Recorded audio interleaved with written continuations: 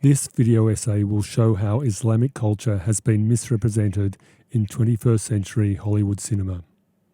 3 films will be examined. Firstly, American Sniper, directed by Clint Eastwood.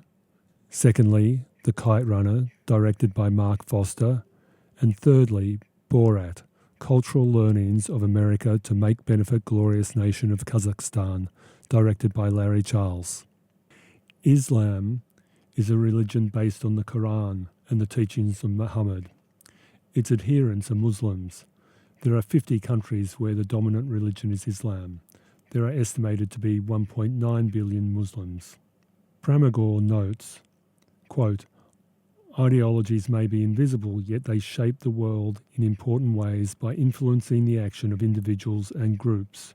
End of quote. Point 1. Negative portrayal of Islamic culture can be deliberate and central to the film's messaging. In the war movie genre, the deviant party is quickly identified as the literal enemy of America. In the 21st century, Iraq and Afghanistan became useful enemies. Ostensibly, the film American Sniper is an accurate account of events based on the autobiographical novel by Chris Kyle. This gives the film a special power. However, critics have noticed a highly subjective narrative. Presumably, the screenplay varies even further from the actual events. The scenes of sniper training establish the American Navy SEALs to be dedicated, loyal, and self-sacrificing. There is no doubt they have the high moral ground. The Iraqis themselves are seen as primitive, poor, but cunning. When a mother hands a child a grenade to throw at the Americans, it is a children overboard moment. Could anyone have empathy for a mother who sacrifices her own child? The director, Clint Eastwood, uses both mise-en-scène of a ravaged, uninhabitable streetscape and a high-angle wide shot looking down that likens Iraqis to vermin running around a garbage tip. In contrast, the shot of Chris Kyle is a close-up. We see that he is racked by the moral dilemma of shooting a child. The audience forgives him because of the honourable notion that he must do this to keep his comrades safe. Point 2. Even if the director of the film is sympathetic to the Islamic religion, the demands of the Hollywood formula may unwittingly reinforce Islamophobic ideology.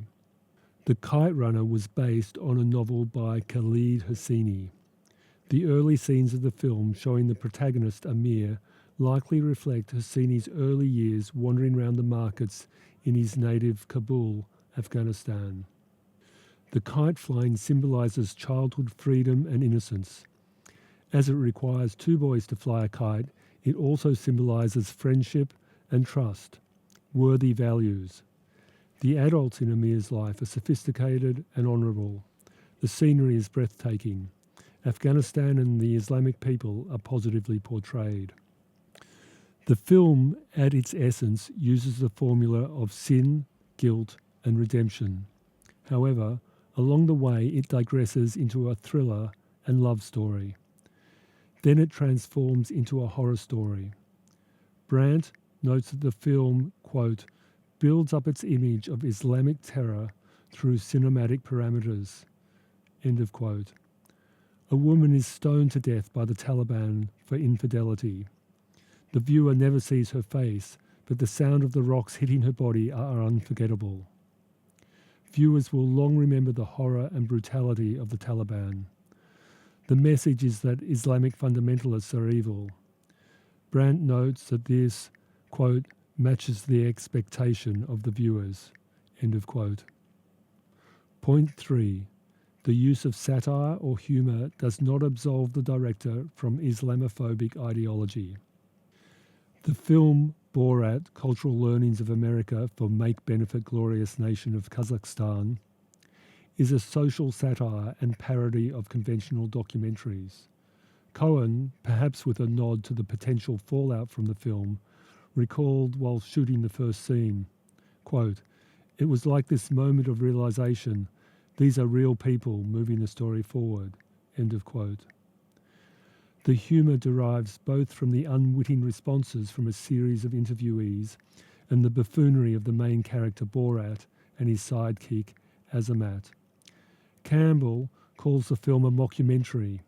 He criticises Cohen for the, quote, value-laden system in which humour is used to inscribe existing cultural hierarchies, end of quote.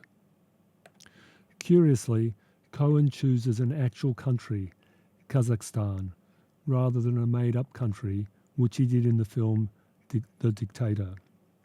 The Kazakhs are negatively portrayed, with Borat introducing the audience to his neighbour the rapist, kindergarten children with an assault rifle, and his sister, the prostitute.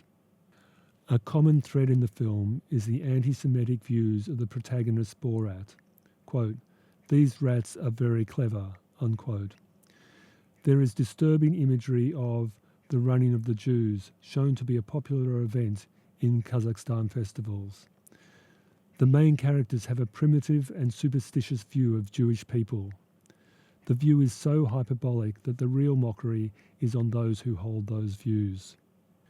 Campbell shoots down Cohen's humour defence. Quote, "The ramifications are that any group who objects to an unrealistic portrayal of themselves is just plain stupid, as if the problem is they just can't get the joke." End of quote. In summary, this essay has shown that the 21st century Hollywood stereotyping of Islamic people is predominantly negative. The film examples given show that this can be intentional, an unintended consequence, or a byproduct of humour.